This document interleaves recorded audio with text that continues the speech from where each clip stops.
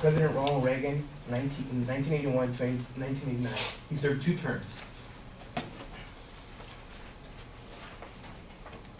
All right. The Contra scandal was a secret arrangement to provide funds to Nicaragua Contra rebels in the 1980s. The president not only knew about these arrangements, he made sure that the Contra would be funded without the American public noticing. President Ronald Reagan pushed Congress to authorize funding for the Contras, but Congress rejected it later on. But Ronald Reagan did it anyways. Today, I'm going to explain the scandal about Ronald Reagan administration funding the Contras.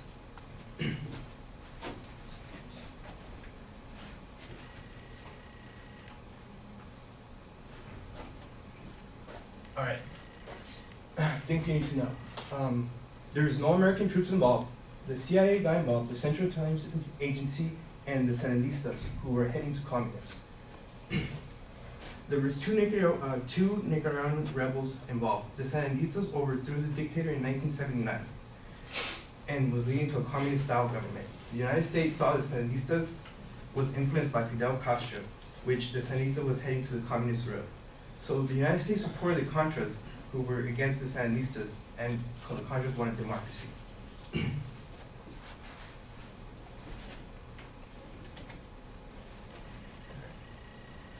1983, Congress approved $27 million in CIA aid to the Contras, with the understanding of shipping to weapons in the Honduras borders and Nicaragua. The CIA told the Contras their goal is to march to Managua, which is the capital of Nicaragua, and later, in 1985, the harbors of Nicaragua were minded by the CIA, which was a violation for international law and without notifying Congress, which is illegal. Later on that same year, Congress adopted the Bolin Amendment, which meant that forbidding all Contra aids that Ronald Reagan supported. Secretly, the CIA was making deals with other countries to support the Contras. In 1984, the CIA had a hit list that contained instructions for assassination of Sandinista officials and used criminal plans to plan terror. In 1985, Ronald Reagan had a new conference that aimed the war that forced the Sandinistas to cry uncle, meaning he wanted to beat out the Sandinistas. He wanted to get rid of the Sandinistas. Here's a quick video.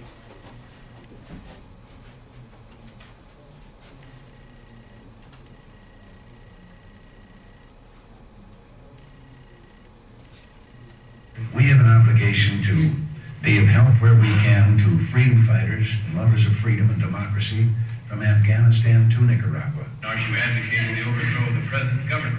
Now, the present government would turn around and say, all right. If they say, Uncle, all right.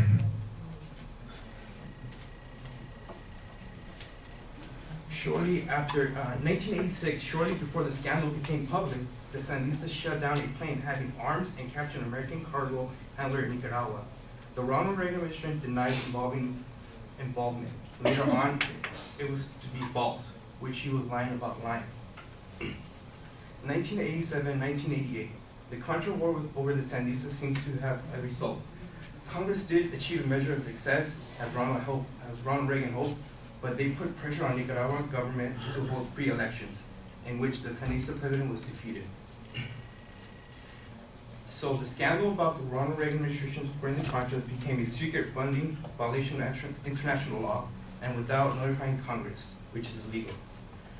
Reagan, worried about the Nicaragua war, feared that Central Latin America would be eventually fall to communism. New York Times reported that the CIA provided evidence and intelligence information. State Department from making deals with other countries to support Contras financially was $100 million.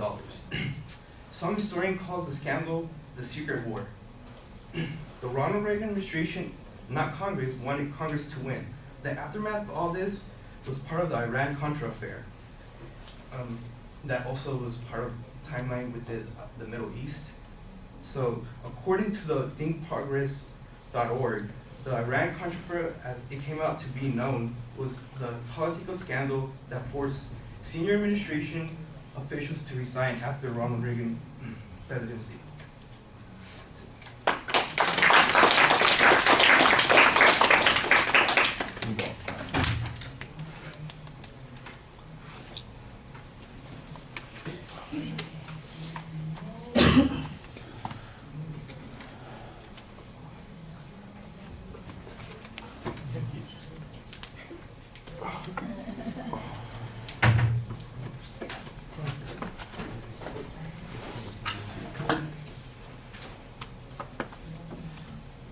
right, Isaiah, what did you think?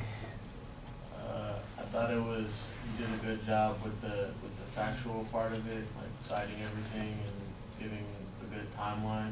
But I thought he was reading from his cards a lot, and it was kind of hard to follow because he was moving kind of fast, and he didn't really go back on his visuals and like talk about his visuals at all. But I thought he did a really good job with the factual aspect of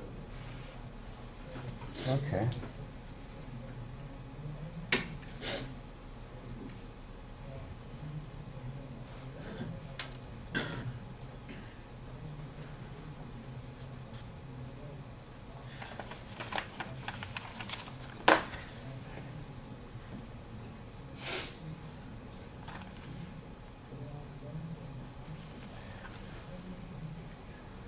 All right, well, we know what the subject is from the beginning. I think that's fine. It almost sounds like it's a persuasive claim where you're going to be arguing that there was, that what happened was dramatically inappropriate or unethical, or there's lying or whatever it is that you're talking about, as opposed to being a review of what the events were. And I think that that needed to be focused a little bit more.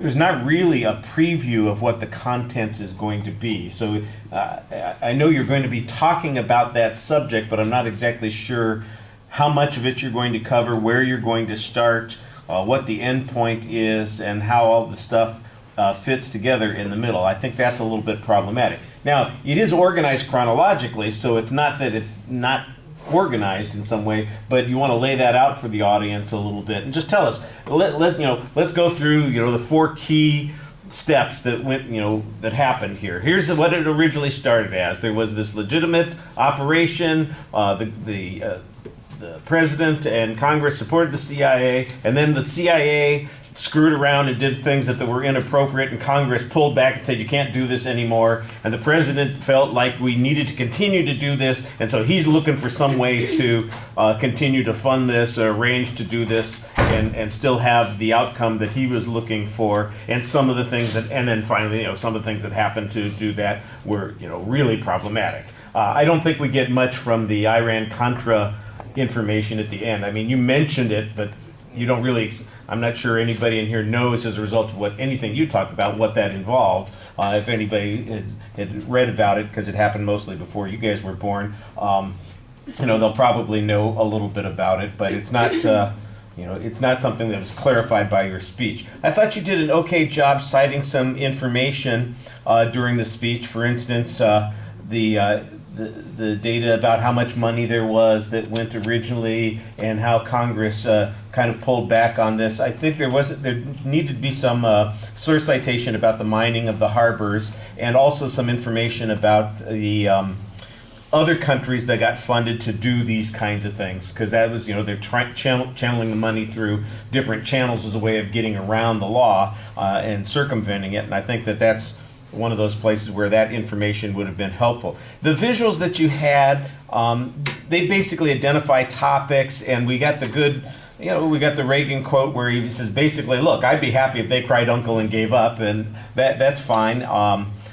The question is, what were the channels that they used to do that? Here are the legitimate channels. Here were the ones that were illegitimate. Here's which ones had an effect. I think maybe a little bit of, that seems to me like a visual that would have help tie it all together a little bit more toward the end. You needed a little more rehearsal practice, because you look like you were not quite sure all the time where you're going. You're very dependent on the notes, and you want to come through a little bit more smoothly. All right, thank you.